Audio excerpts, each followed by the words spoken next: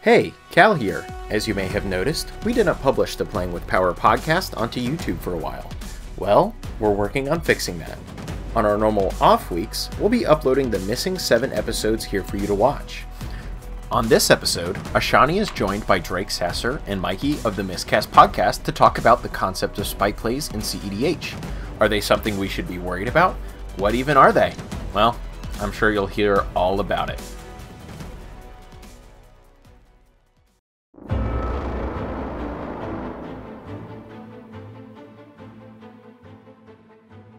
Hello everyone, you got a new host for today's podcast. It's me, Ashani. Welcome to the Playing with Power podcast, a podcast where we talk about things CEDH, EDH, and Magic the Gathering. We're going to be joined by the Miscast, Mikey, and Drake. What's up, guys? What's up, Ashani? How's it going? I mean, it's going pretty good. Pretty cool, pretty good. Nothing to worry about. It is very hot in Kentucky. It's 106 today. So, I am melting in my chair. What about you? This is why I like the Northeast. Even when it's hot, it's not that bad. Like, it's great. Yeah. I love the heat, actually. It's a lot better than the cold for me.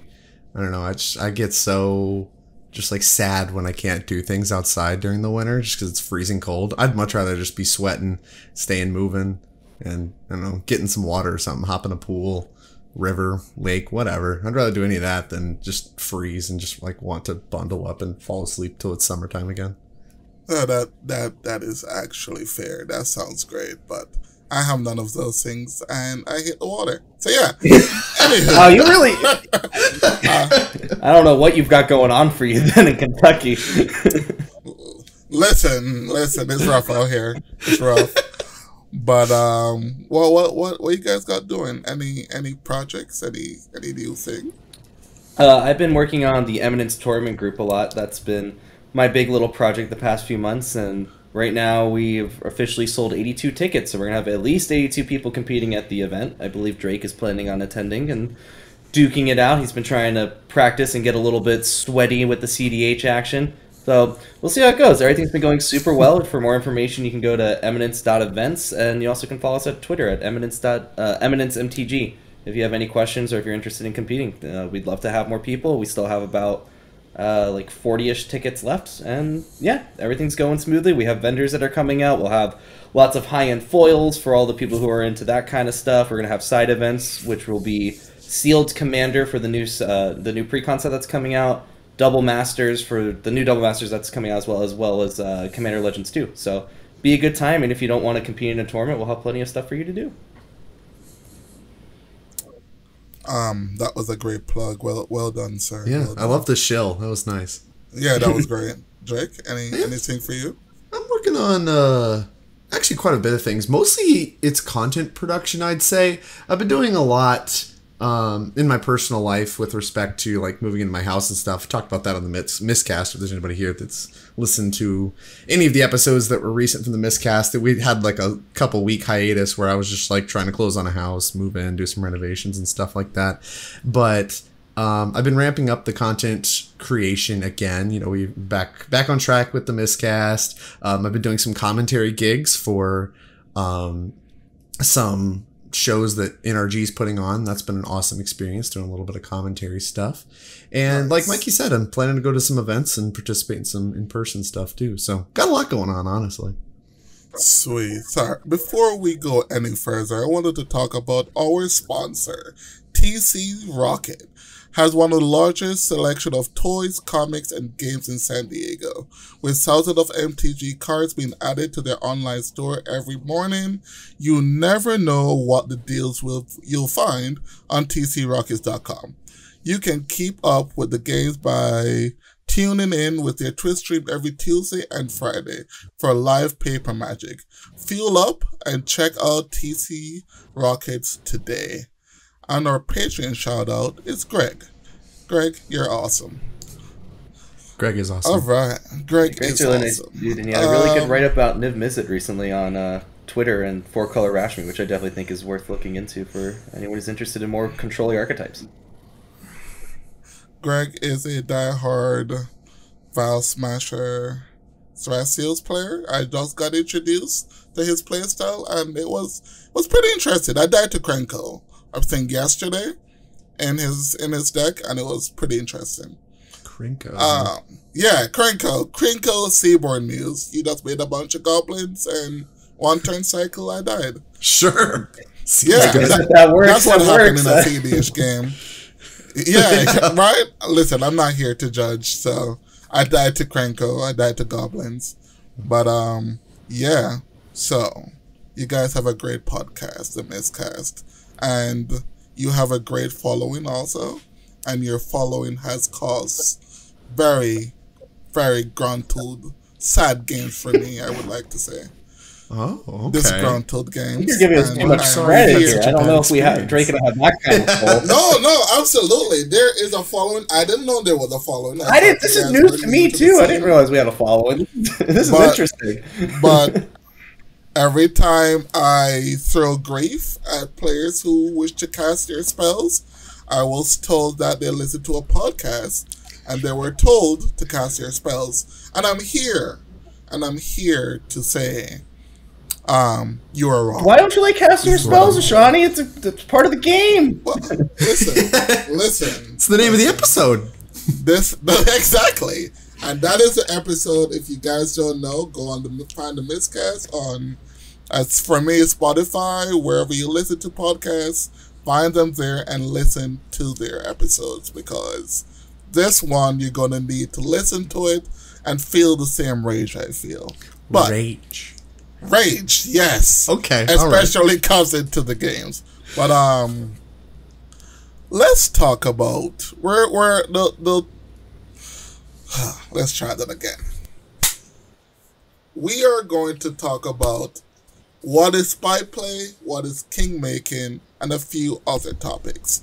So if you guys could explain to our listeners, what is spy play? To me, spite playing is just when, say, like, you have literally no way of winning a game. Like, Sean over here is playing Corvold. He's got 15-15 Corvold from sacking all his dockside treasures. He knows I'm playing Armix Crom that runs a lot of interaction and things that just deal with him, such as like a Dothi Voidwalker. Say he swings at me for lethal, and in response to him swinging at me for lethal, I'm just like, hey Drake, you're Crom, I'm going to Red Blast it. And I'm already out of the game. This Red Blast is not doing anything to keep me in the game. It just puts Drake further behind when I'm already dead to the damage that's coming my way. Yeah, I think for the episode of the miscasting question, like I guess on caster spells, we postulated a pair of working definitions. That way we had something concrete. And for spite play, our definition was suboptimal plays made solely to reduce another player's chance of winning. That is correct. Those were the exact words he said.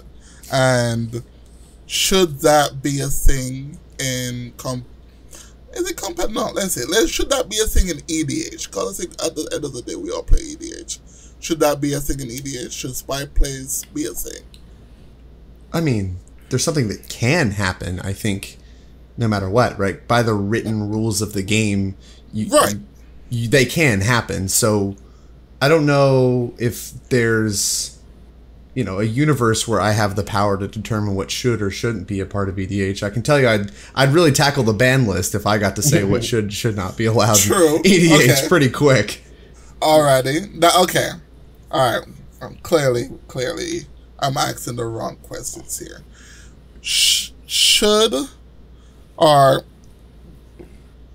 I believe salty plays should be fine. I don't know. I guess I play very emotional Magic at times. And suboptimal play to one person may be optimal to the other. I guess I like the definition Mikey said. That seems more spiteful. I don't know.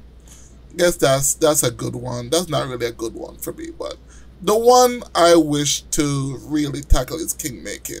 Because I think that's the gray area for Magic.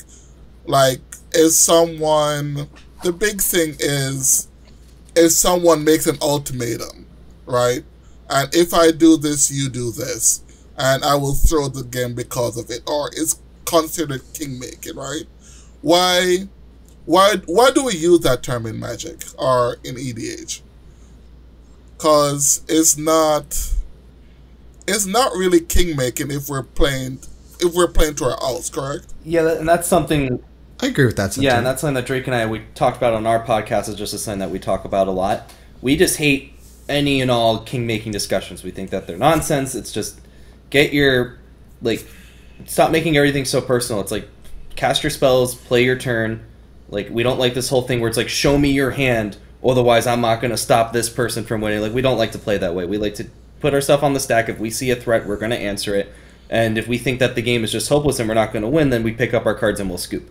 And that's just how we like to play. Like we play to our outs, but if we don't think we have any, Drake and I are two of the people I feel like we concede a little bit earlier than a lot of others. But at the end of the day, we're trying to play a game for fun, and that's just how we view it. And king making, while I think it can be kind of annoying if one person's constantly just making like a bad play, quote unquote, over and over again, and like keeps making it so like just handing someone a free win. That's just someone who I wouldn't keep playing with after that at a certain point. Like if they want to keep doing that. In general, I just like to play my own game. If I see a threat, I'm going to do it. I'm going to cast my packs whenever I want. Drake and I went over this in our podcast, and that's just kind of how we view it. All right, I guess so. Mackie's saying Drake, you also share that same idea.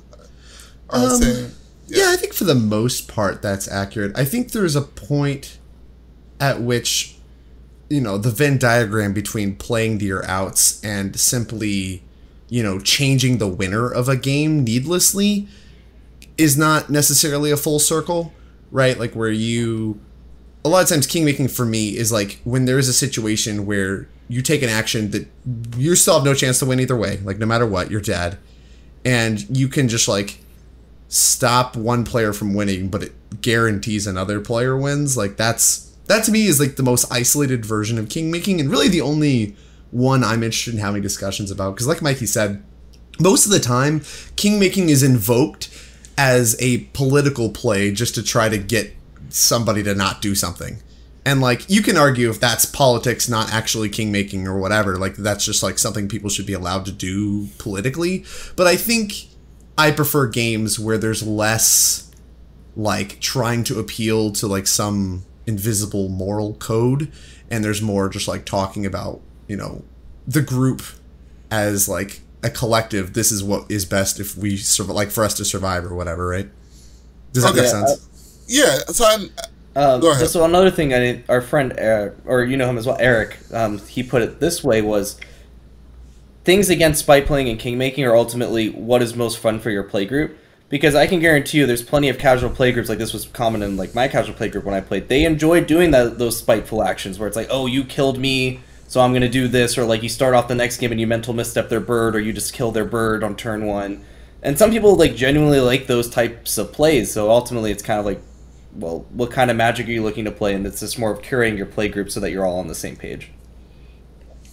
Okay, so that was more of a casual setting then, correct? Like kingmaking in more casual setting should be if your play group enjoys it or not. So let's go to where tournaments.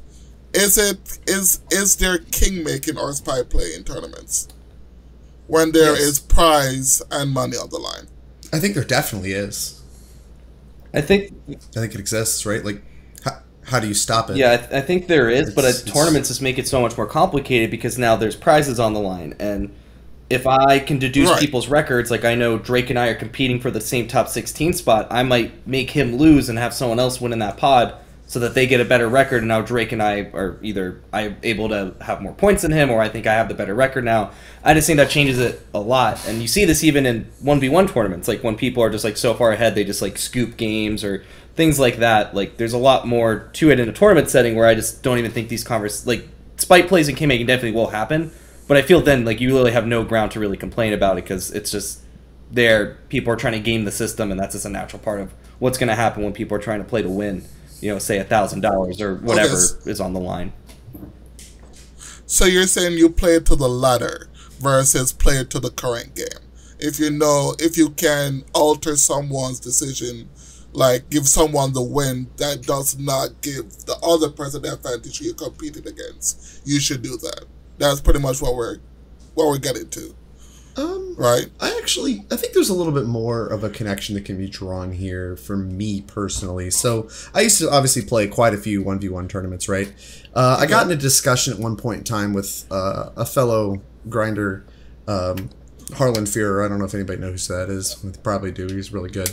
But he was a good friend of mine, and we were talking after a tournament once, and it was kind of more or less talking about, like, moral code, right? Where you're talking about, okay, like, how much are you willing to let a person get away with? And one of the things in question was Eidolon of the Great Revel triggers. That's something that, like, you can miss. But, like, you know, Harlan was somebody that reminds their opponent or whatever, because, like, whenever it's their, like, they cast a spell, if you remind them to take damage, but, like, don't announce it on your spells or whatever. It's not your responsibility to do, but it's just, like, it can be seen as kind of scummy, even though it's to the letter of the rules. You can, you know, do it that way. You can remind them of their own trigger when they need to take damage off their Eidolons and then conveniently forget it or whatever on your own spells.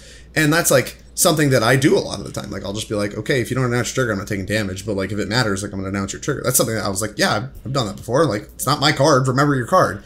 And Harlan was like, that's kind of scummy. And so, like, I've gotten into these discussions. Like, that's obviously tangential. But, like, that, it feels like the same thing to me. Where it's like, if you're talking about kingmaking in a tournament, to the letter, like, I can't really fault somebody for acting in such a way that is within the letter of the rules. But, like, I think each individual is probably going to have their own take on that and their own line for where is, you know, where's too far? Where are you drawing the line on this is kind of a little too scummy or a little too angle shooty for me, right?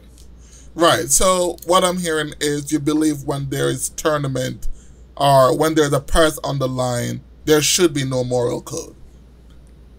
I don't think that's what I'm saying at all. There definitely is. I don't know if there should or should not be. Once again, that's kind of a little outside my scope. But I think each person has their own moral code. I think trying to dictate a moral code is kind of hard. But because then you have a bunch of subjectivity involved for a case-by-case basis. But I think there is. Okay, maybe that's the thing that I also, for like tournament grinders, where it seems like they're very, I guess they give off the persona of scummy because it seems like they're to the letter. But I think you can play tight, but don't give off that aura about you. But I think we're going on a completely different tangent. Let us go back to... Sure, let's circle back. Yeah, let's circle back. All right. So, for kingmaking, for me, I believe we play the game to win. That is the end goal of EDH or Magic the Gathering. You can play to have fun, and you're playing while having fun, but at the end of it, you're playing to win. I don't think if you're saying that you try to be as sweaty about it or try hard, like some people like to put a stigma on CEDH players as, that we are playing, you know, really sweaty, neckbeard, whatever terminology people want to use. But I think at the end of the day, if you're playing casually or competitively, that is the end goal. And I believe if I am going for a win, no matter what seat position I'm at, and the person after me has 10 to 12 cards in their hand, right? And I'm going for the win. If I, in my ideology of it is, the person who is after them, or in seat 1, or whatever seat position is, the person with the most cards should be the person to interact. Right? Because more than likely, the person with 12 cards is going to win on his turn, on a high percentage, and then the person who is after him will probably not see a turn. So why should player?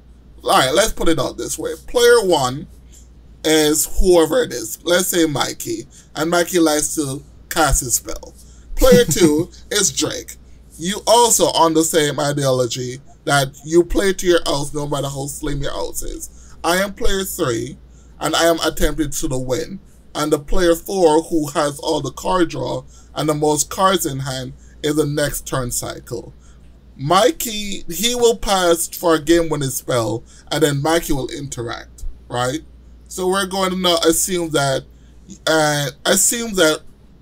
you stop my win goes to that player, he's more than likely going to win, and you're not going to see a turn. Your win percentage will go down to 5% or 2% due to seed order. Why should you interact with that player?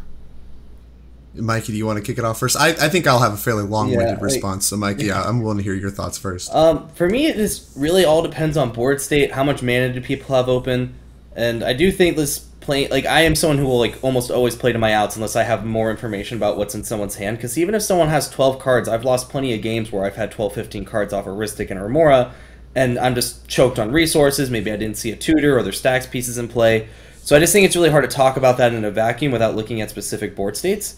Or also, like, what kind of interaction? Maybe someone's casting a creature and I have a Force of Will, and the person who's can back that up because the person who's in seat 4 there has a Dispel, but they don't have something that answers, I don't know, like, if, say, it's a creature-based combo, like it's something in Evo, like a Dockside Emil type of thing. So, like, I always try to think about those types of situations, and there are plenty of games where I lose where people are able to take advantage of that, but I still just like playing to my outs. I never really want to assume what are people's hands. For instance, Drake and I were in a game recently where he resolved a PETA, and he didn't win. We were able to stop him through PDing for whatever. I don't remember the exact number. We're going to say 45 cards. Like, his hand was 44. His hand was 44 cards, and the three of us were able to stop him. Not only did we stop him, we got 2 more turn cycles around the table, and Drake did not even win that game. So I just always, I am a firm believer that cast your spells, play to your outs, even if your out's low. You never know what's going to happen. Maybe the person with 15 cards in hand, they need to cast a wheel. That's something that happened to me today. I needed to fuel my breach, so I wheeled. No one had interaction, and then the wheel happened, and then I got stopped after the wheel. So I just think there's way too many variables for you to ever really fully consider yourself out of the game unless you have known information, which is very rare. Like, if someone just, like, tutored 3 times on their last turn and now they have 15 cards in hand, yeah, I'll probably be like, okay, this game's over. Like, good luck. But sure. If I don't have that type of information, I don't like making assumptions until their spells are on the stack. Okay. Well, if I have space to say my piece, I think I'll start.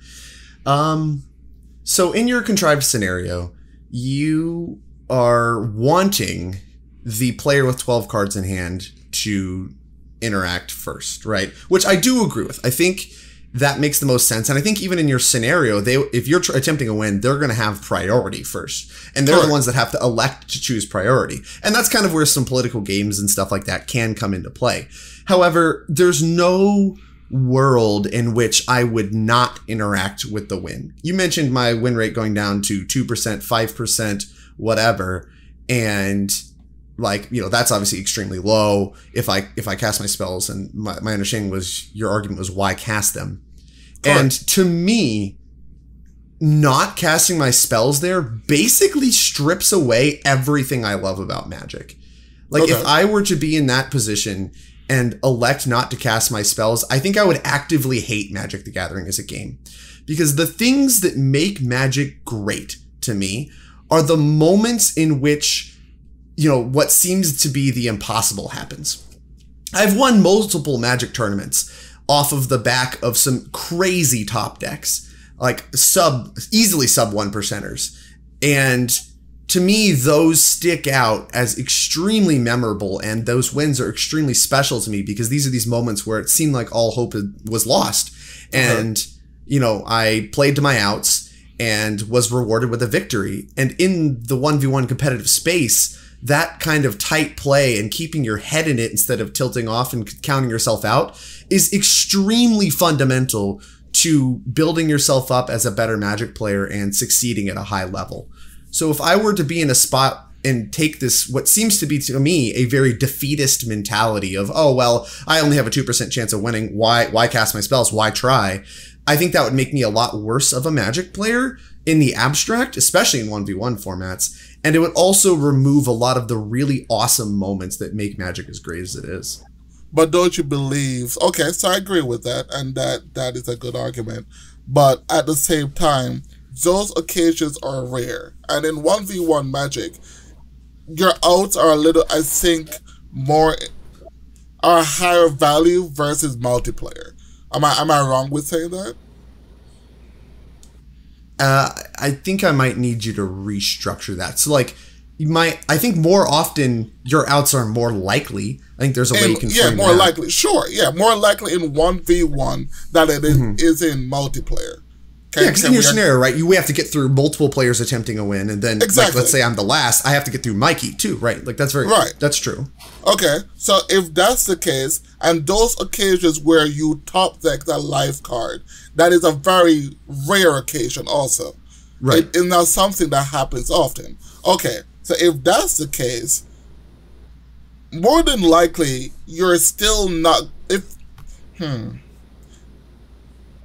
More than likely, you're still not going to get to that magical moment. Like, you join 44 cards. That's a rare occasion of you not winning the game.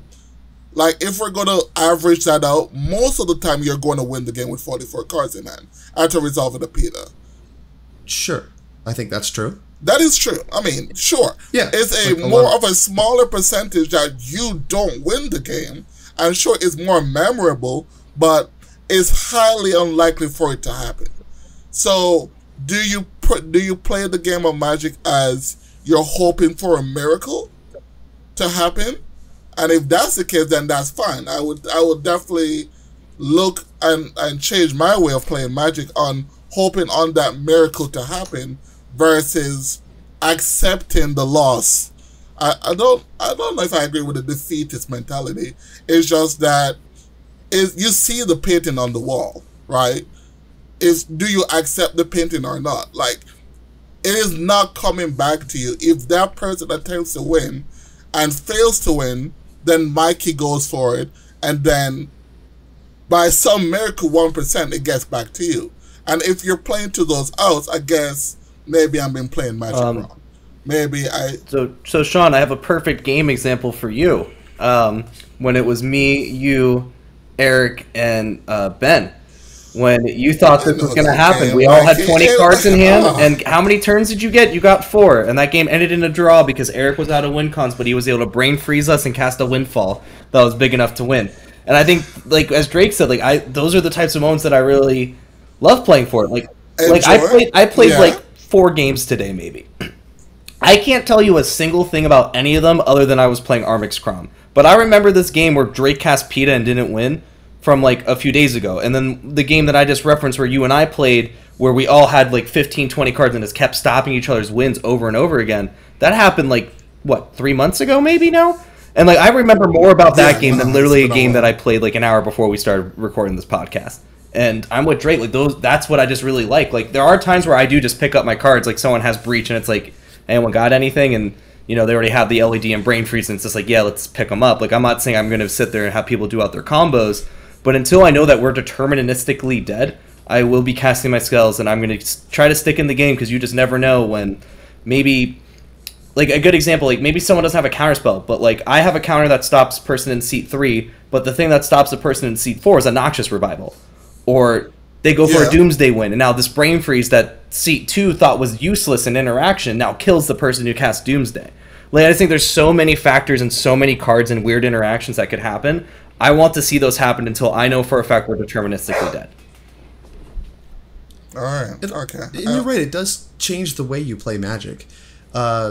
There's a player by the name of Reed Duke in 60-card 1v1 formats that is extremely well known for his basically refusal to concede. Like he will, if he's dead on board, he will make you attack him.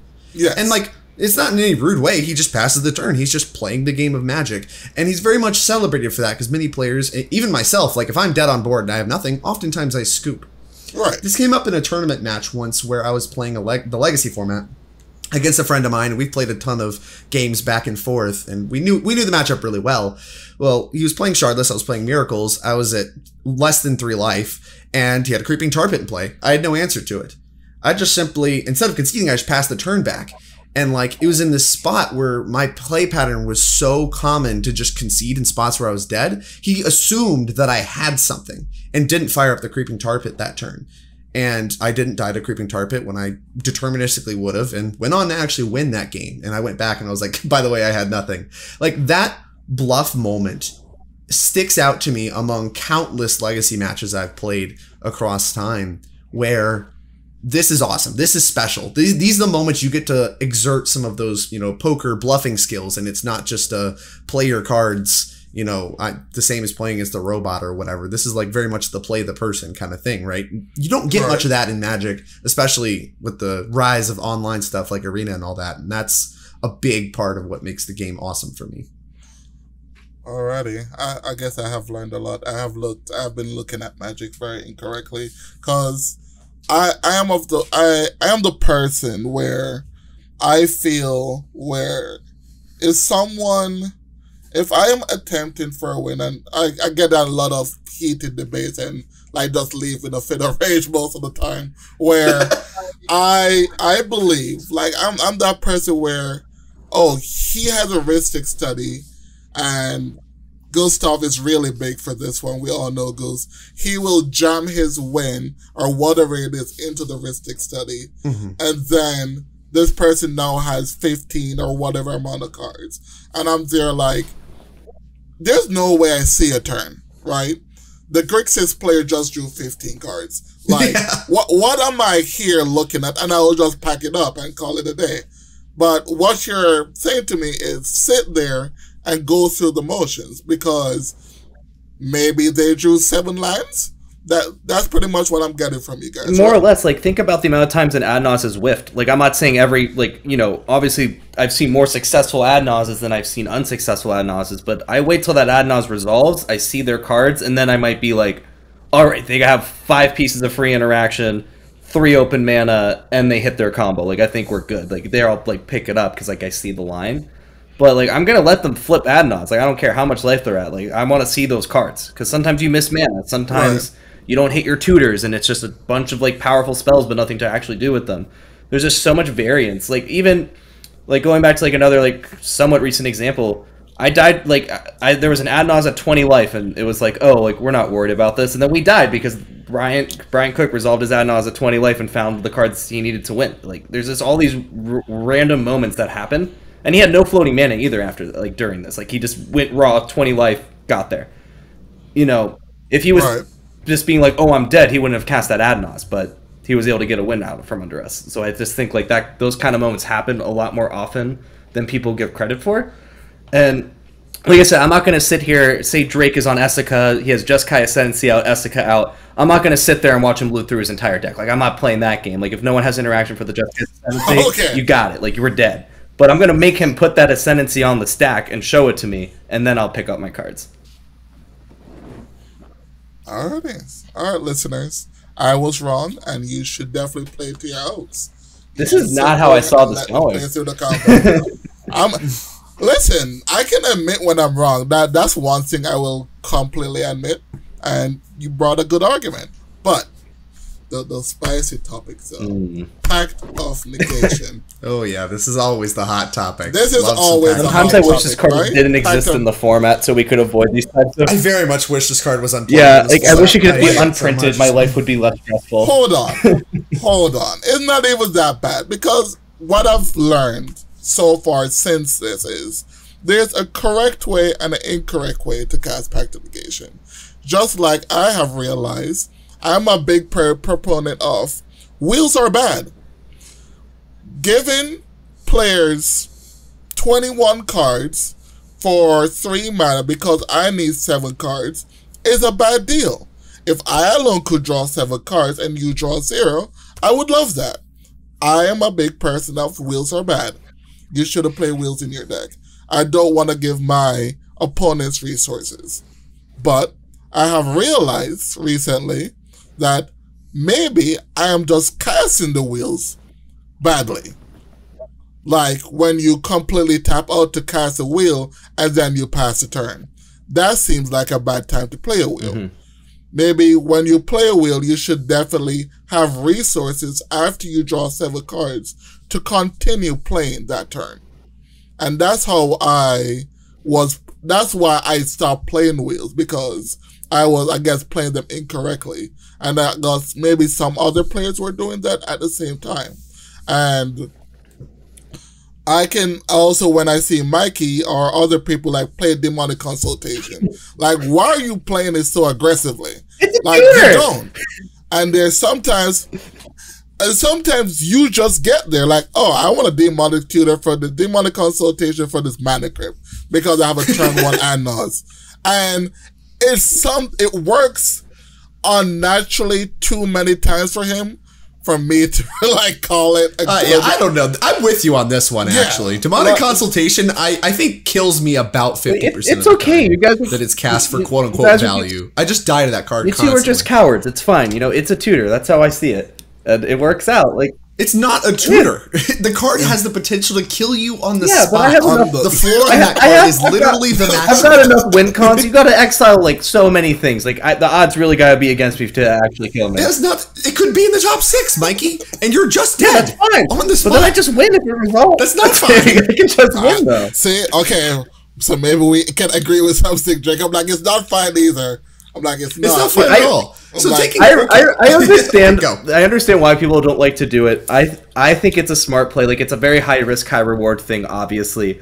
But I don't know. I'm also someone who's loving Bomberman and my Evo deck, so I don't know. Like, I like going all in sometimes, and I think that's just a different play style. Like, obviously there are times where I die to my consult for values, but it also works, and it just really helps accelerate your game plan. But we can go back to pack communication. I'm not saying I'm correct on this. It's just you should die a lot It's more. my play style, and I enjoy doing it, and it works out more times than it kills me. Too much. No, it works out too much. But yeah, back to Pact of Negation, since we went off on another tangent. Pact of Negation, I believe, since the miscast episode, at least 8 people have cast Pact of Negation against me with no intention of paying for it. Absolutely Awesome. not.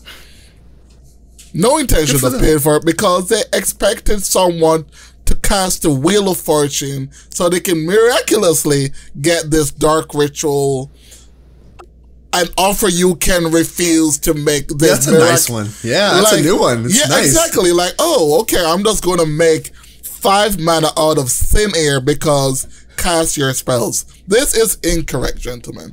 Absolutely incorrect. Because I believe if we're going to do this, and this is what we want to preach to the community, we should talk about it. We should say, hey, do you have a wheel in your hand? Because I have this Pact of Negation and I can't pay for it. We should not just put the card on the stack. I absolutely disagree with this. If you believe the person has an interaction and you're going to make the poker play of, okay, I'm bluffing, here's this pact, and either call my bluff, counter, or let it resolve and you lose your win attempt and pass the turn, but I'm okay dying with that. You shouldn't be okay dying with that because it's not a winning play. It doesn't increase your chance of winning. What is your rebuttal? Why doesn't it increase your chances of winning? Like, your chances of winning if your win attempt goes through are 0, right? Like, that's deterministic for tab. Okay, fair. All right, solid point. But my attempt to win is not deterministic, right? Because say we're going to resolve an Adnos, but I have a ton of resources. We're going to go with the same thing. It's not determined win. It is not a Oracle consult, you're dead, right? Mm-hmm. It is I am going to take a line that is more than likely going to win, but is not definite. If you know you can't pay for the Pact of Negation, should there be a discussion to see if someone can help you or give you the resources to pay for it versus just putting the spell on the stack and see what happens? I believe there should be a discussion in a multiplayer format. I like that idea. I mean, especially I like that you brought up ad nauseum because it actually came up for me the other day where I had the pact, couldn't pay for it, the whole joke, and there was an ad nauseum on the stack, and I chose not to counter it. And the idea here was to post ad nauseum because, you know, obviously it can whiff, so I'm not deterministically dead to the ad nauseum, where, as it is face up, I'm deterministically dead to the pact. So as it stands, when that ad nauseum hits the stack, I'm less likely to die to the ad nauseum than I am to pact negation, so I choose not to cast it. Right. Once the ad nauseum proves itself to be effective, like once, you know, they go through the whole ad nauseum and it looks like it's a kill, the idea then would be to cast it post ad nauseum and hope to either get it countered by something hit off ad nauseum or have it be disruptful enough that, like on something that would deterministically kill me, and then the script is now flipped. Like post ad nauseum that has proven to be a successful one, I'm attempting to counter a deterministic win with my pact of negation, which has been upgraded from the ad nauseum. Right? Correct. Yeah. So the heuristics changed, right? It's all about managing the perception of my chance to win. Right. Yeah, I agree with that. See, I believe it should. Go ahead. I agree with you, Ishmael, that like, especially with the wheels thing, I feel like you got some of those points from good old Zane and I, but I feel like with Pact, you do need to be smart with it. And like when Drake made our video, like cast your spells, more of what we were getting at is just not necessarily just like, I have 0 mana, turn 0, here's a Pact negation for your turn 1 win attempt, nerd. It was more of, just because we don't have 5 mana in play, leave us alone. We put our spell on the stack, we accepted the risk. And that kind of goes back to what I was saying earlier, where like, despite playing Kingmaking, it's more about fun. If you're playing in pods where someone is just consistently throwing Pact negation at you with no intent of paying for it, and they are banking on getting wheeled into it, maybe that's someone that you stop playing with, because I don't think that's a smart play. But like, well, more of what Drake and I are getting at is like, okay, I'm only showing you 2 mana, but you know, I have Spirit Guides, I have Dark Writ, I have Cabal Writ, I have Dramatic Reversal. Like, there's all these other ways of making mana. And we just hated these discussions where it's like, oh, it's Kingmaking, show me your hand to prove that you can pay for it. And that's more what we were trying to get at with our video. Additionally, as Drake mentioned with the Adnos example, I think that's perfect. Like, they might not have protection for the Adnos, but now that they ripped through, say, 20 cards, whatever the average Adnos is, I don't feel like actually thinking about a good number. No, yeah. Now they have Forcible and all this other stuff. You can lead with the Pact as bait, because you know that they're going to protect their Breach or their Oracle, insert WinCon here. You can lead with that as bait, even though you're not able to pay for it. If they let it resolve and they're able to pivot, that sucks. But, you know, that's kind of what we're... Like, I do agree with you. Like, there are correct and wrong ways to do it. Like, Drake and I, we're not trying to endorse, like, we have no mana on board, here's a Pact negation. Like... No, yeah, that's what's happening. That's a problem. I don't endorse that at all. I think there's definitely a common sense line in here somewhere. You don't just cast your Pact willy-nilly. I think there needs to be a universe where you can pay for it to start with. Like, I wouldn't cast it on turn 0 with no lands in play. It's like, well, I could draw Simeon Spirit Guide into... Like, no, you can't. Like, there's not even if it was 7 Demonic Tutors, you're not getting there or whatever, right? Right. But... Well, it wasn't that extreme, but continue. Yeah, but no, I think your ad nauseum example is like the breaking point, right? Like, I think that's a good middle ground where, like, if I have a Pact, and maybe that's a play mistake on my end on the example I was using earlier, I had the Pact, and I didn't really say anything. I was just like, yeah, I have no effects. I should have been like, hey, like, I have Pact negation. Like, should have opened that discussion and said, hey, I have this Pact negation. I can't cast it, but will if there's a deterministic win. This ad nauseum isn't deterministic, so if I cast this, can one of you wheel me or whatever? And actually, I think that's a good point. I think that should have been a discussion. And there's a universe too where revealing that I have a Pact of negation actually makes the ad nauseum player a little more conservative with their flips, because they're like, now they have to think, now I need to beat this Pact of negation that he said is there. And then maybe there's another level to it where you say that and you don't even have a Pact, right? Because nobody else has a wheel. You don't think anybody has a wheel. You say that, and then they get conservative on their ad nos, right? Like, that adds a cool dynamic from a political discussion, and I think maybe I did chuck that away, and I think that's a good point. Ad nauseum's a great example. See, that's what I live for. I live for the political conversation of it. I hate it. I hate it so much. That's my thing about CEDH, and that's why I really dive into it, because you can... I mean, it's not really manipulate, but you can play those very intense layer mind games with people that can give you the slight edge over it. And then there's some people who just absolutely don't listen to you, and then just, that's a good one. Like, they just don't listen to you at all, and nothing you say works. But do you think players should listen to you in the abstract? Do you think listen to me personally? Not. I think players should. I think players should. I think we can all say our opinions about it, but I think at the end of the day, you should stick with what your first assessment was. I don't think you should change whatever you were about to do because someone said something about it. Like, I think you should stick with your guns. If you believe it's a bad play after that, then you can talk about it after the game why you think it's a bad play.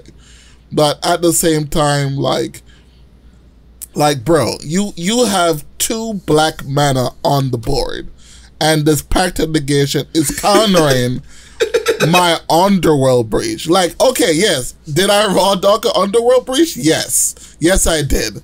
But did it deserve to be pact of negation? Absolutely not. Because there's not a world you can pay for this.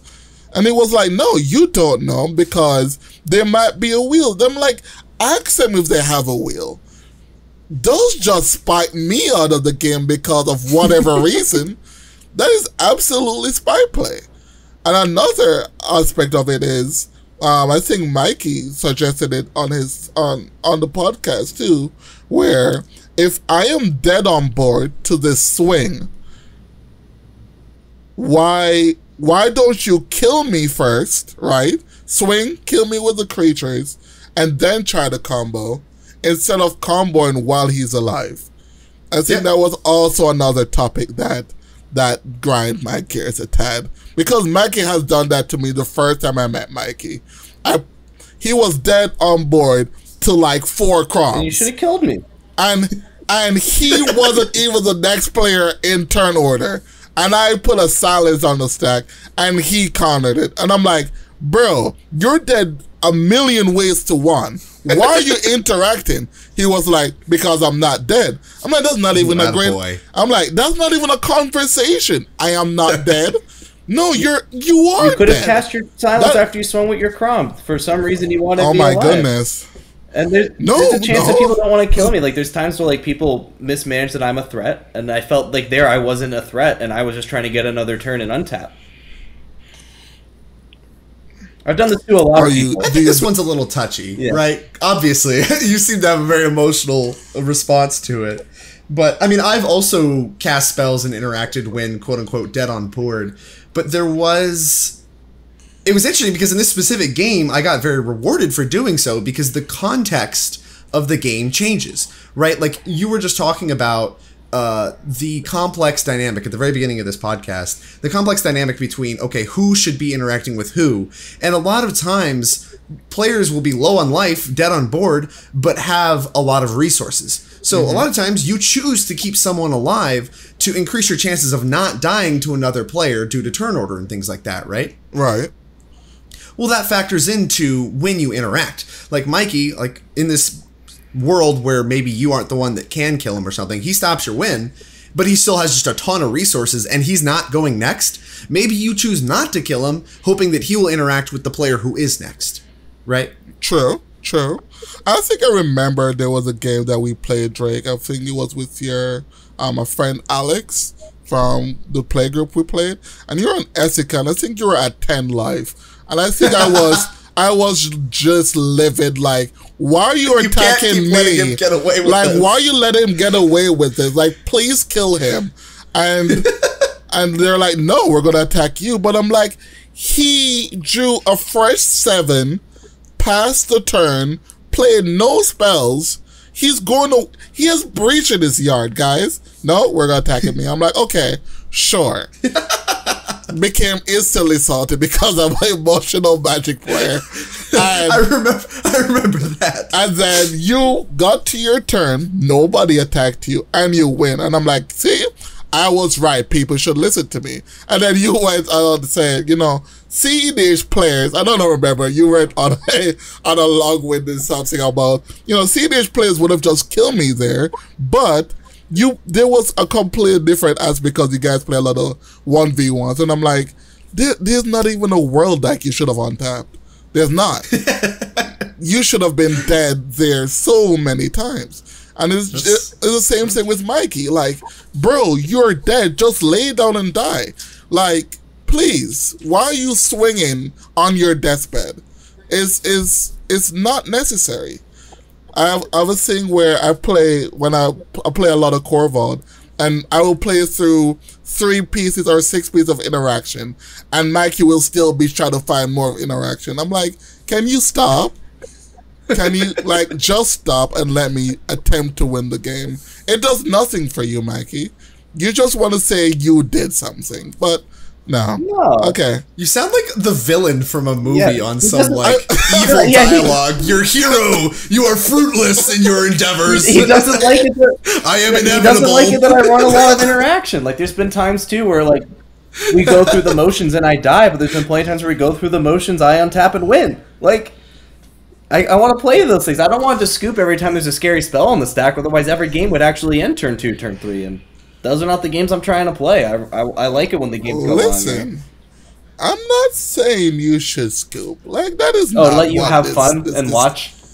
Oh, okay. Thank you.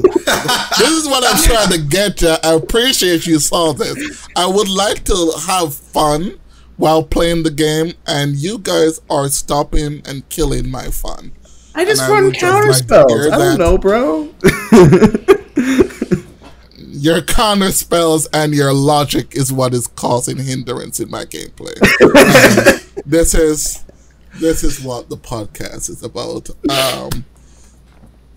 Any different ways to have fun. I would like to postulate that Magic is a game designed for a wide audience, of which many people disagree on what is fun and what isn't. You know, that is true. That is Meanwhile, true. I need space in my deck, and it's like cut a red blast, but I'm adding 3 more counter spells. I love the deck building discussions with Ashani. Those are really fun. Mikey believes in 0 fat in his deck. No cute things, but that can be another episode on another tangent on itself. Oh, for sure. Yeah, for sure is. Like Drake is a diehard. You're playing 27 lands now before we wrap. Oh no, I cut the 27th today. I missed like 2 land drops and was over it. And you know what? I made like 6 land drops in a row today, and I was smooth sailing. All right, 28 lands. 28 lands. Meanwhile, I'm down to 26 now. Gang. All right, yeah. you need a. I don't get it. I don't understand these people. Like, how many lands do you play? 20. I think 27 is like the sweet spot.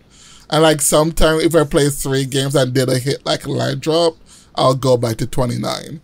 But like 29, I like it. Yeah, of culture. I think 28 is just 29. Like, I think you just try to be cute if you're not playing 29. It's the same thing. But no, that's fair. I think this was a good talk, guys. You guys definitely. I think I've always have a really negative look at tournament grinders, and I think Drake, you kind of helped change that aspect of it for me. Because I always thought they were very, very, very scummy. I always thought, for it. Yeah, a lot of people share your views. Yeah, and maybe it's just the approach you guys take. And I always think that you can play tight, but you don't have to have that demeanor about you. But at the end of the day, there's thousands of dollars on the line, and you can be the asshole you want to be, I guess. But I don't think you should.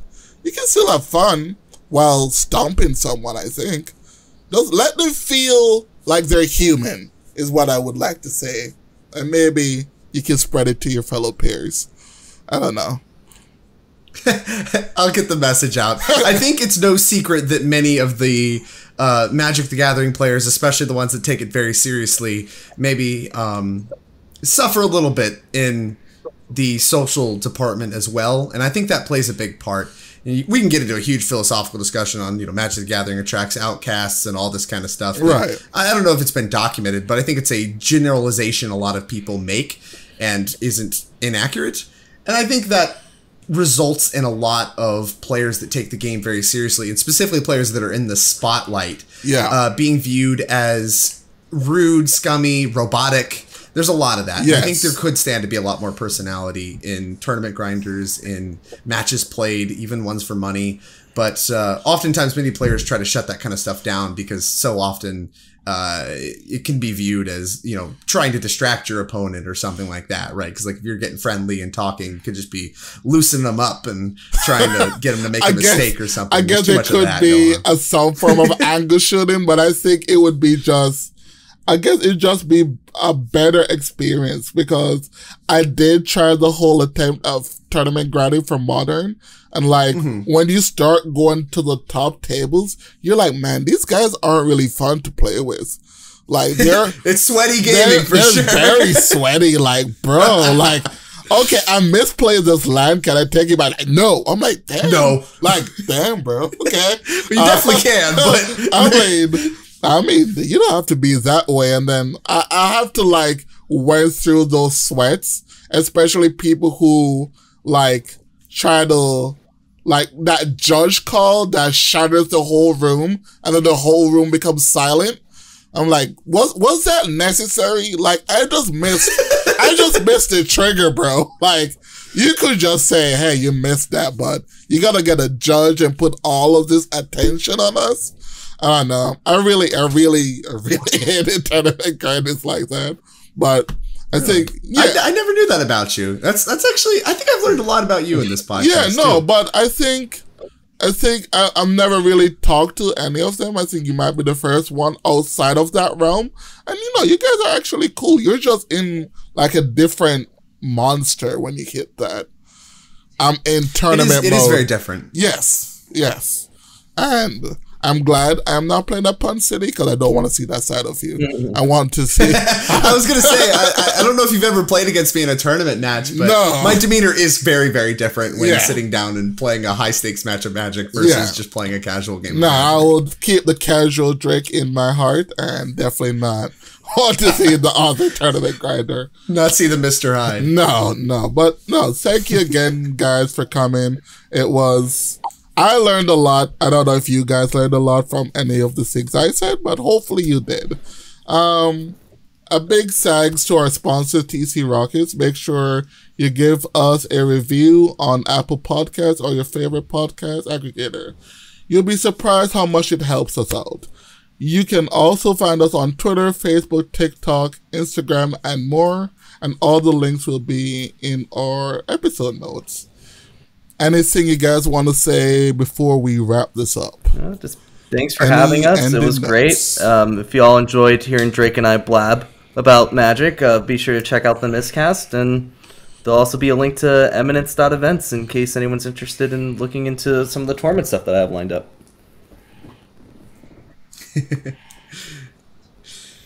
It's very true.